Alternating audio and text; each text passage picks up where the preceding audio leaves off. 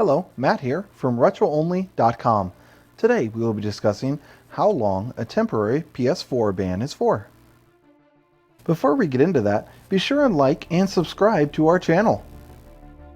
Have you recently gone onto your PS4 and found out that you have been banned? Maybe your friend reported one of your comments as a joke and now you were banned. You are going to want to know: how long is a temporary PS4 ban for? Although there is not any specific time that Sony gives when giving out a ban, a temporary ban can last all the way up to 1 year from the date of when you received the ban. Although you will probably only get a couple of days, some repeat offenders have been banned for a year or even forever. If you want to know more about the PS4 bans, you will definitely want to keep watching this video. So why does Sony ban people's accounts? Bans and temporary suspensions can create a lot of fuss and chaos. These are something which prevent a user from accessing his or her account or using their own system online. Though some of these actions may be permanent, it all depends on the support staff and how they deal with your case and pass out the final judgment. Well, as we all know, before creating any community, some rules of conduct are made for the people of that community to follow. Special powers are also created in order to check whether these guidelines are being followed properly by the people or not. This happens in the city and town we live in, as well as the gaming community that we are a part of. The developers of PlayStation have curated their own community, where players can register themselves, make their own profile, and do so much more. This works the same as that of any other social media platform. This is why enforcement of community guidelines are pretty obvious. Players must be good people and simply abide by the rules. If they tend to violate the terms and the guidelines, then the PlayStation team possesses the ultimate power to ban their accounts and consoles, or implement a temporary suspension on them. This is why before doing any kind of activity, it is always suggested to actually read the community code of conduct. Although this may sound dumb, this is very important, as in the future you will be aware of your actions and their consequences. So go ahead and pause for a moment to read the rules, because PlayStation does not accept the excuse of "I didn't know." But how many types of bans are there? If a ban is permanent, it cannot be lifted. This ban is placed on a person's account usually when the players have already been given many warnings and tend to still engage in the kind of activities which violate the community rules and guidelines. A ban is most often told to the user by using a notification email. Depending upon the reason for the ban, the emails can contain certain codes, which can be searched online later on, in order to know more about the exact reason for the ban. Bans are usually of two different types. One is known as a system ban, and the other is known as an account ban. When system bans are imposed, players of a particular system will no longer be able to sign in to the PlayStation Network on their console. This also means that their access to online gaming through the PlayStation Network would be completely denied. In addition to this, they will no longer be able to access their managing accounts and even their PlayStation Store or any other online activity. When an account ban is imposed, players can access their system, but they can no longer log in to their PlayStation ID.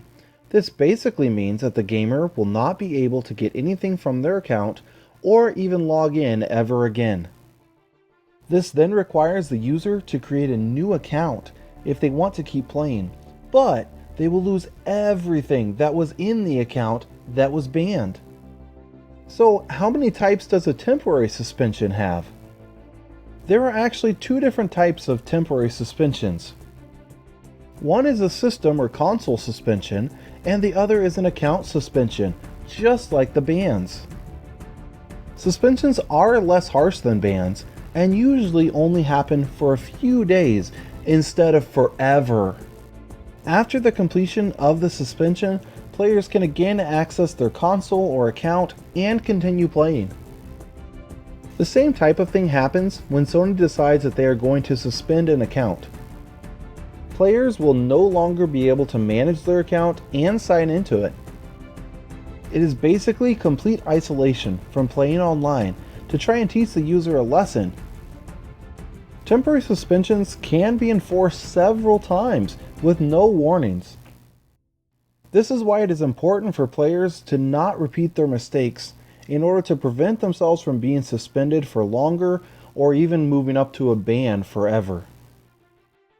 How can someone know if their console or account has been suspended?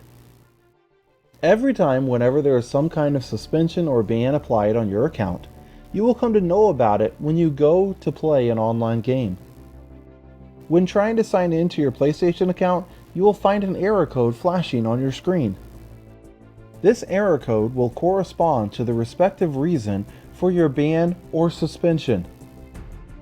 You can try logging into your account management on a different device. This must be done on a connected device though. If you are able to log into your account safely, then it implies that the ban or the suspension has been put on your system or console and not the actual account. If you are no longer able to sign in, then it suggests the ban is on your PlayStation ID or account. In some cases, both account and console bans or suspensions can actually happen. Another thing that you can do is to sign into your email that you use to create your PlayStation ID and then search for the word PSN in all of your folders. Your spam and junk folders will also be included in this list.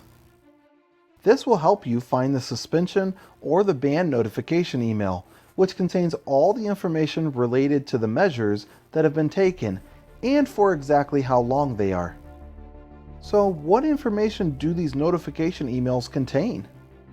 These emails will contain the following information: the information stating whether you are temporarily suspended or permanently banned.